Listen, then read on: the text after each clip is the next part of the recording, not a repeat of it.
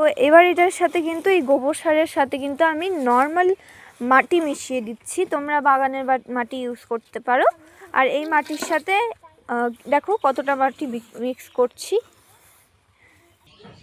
তো বন্ধুরা, এই যে ওইবার যে আমি যে মাটিটা তৈরি করেছিলাম সেটা শুধুমাত্র গোবর সার আর এই যে দেখছো খোল, এগুলো তো যেগুলো দোকানে পাওয়া যায় সরিষার খোল, এই খোলগুলো দিয়ে কিন্তু আমি তৈরি করেছিলাম, মাটি একদমই ইউজ করিনি।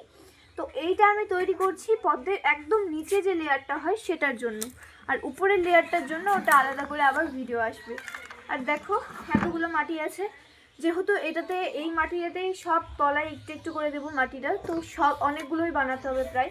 এই যে দেখো খোলের পরিমাণ আর গোবরের পরিমাণটা কিন্তু বুঝে দিতে হবে, না হলে গাছের মানে গাছ মরে যাবে।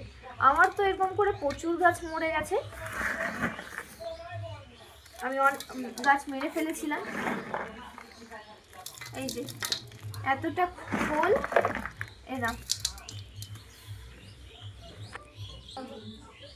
তো এবার কিন্তু আমি এই পুরো সব মিশ্রণটা যেটা আছে সেগুলোতে কিন্তু পুরো পরিমাণ মতো জল দিয়ে দিলাম। এবার এই মিশ্রণটা ভিজবে প্রায় আমার এক মাস করলে তো বেশি ভালো, তো দু সপ্তাহ বা এক সপ্তাহ পর্যন্ত, মানে এক মাস হলে সব থেকে পারফেক্ট হয়। তো তোমরা যত পারবে তত দিন ভিজিয়ে রাখবে। আর কিভাবে আমি পদ্মের টিউবার কিনছি, কিভাবে বসাচ্ছি, কিভাবে আমার পুরোটা পদ্মের টিউবার রিপোর্টিং করছি, সেটা সব তোমাদের সাথে ভিডিও এরকম পার্ট পার্ট করে শেয়ার করব। তো এটা পার্ট 1, মানে পদ্মের যে মানে কি এটার গামলাটার নিচের লেয়ারটা যেটা হয় সেটা কিন্তু আমি এইভাবে তৈরি করি।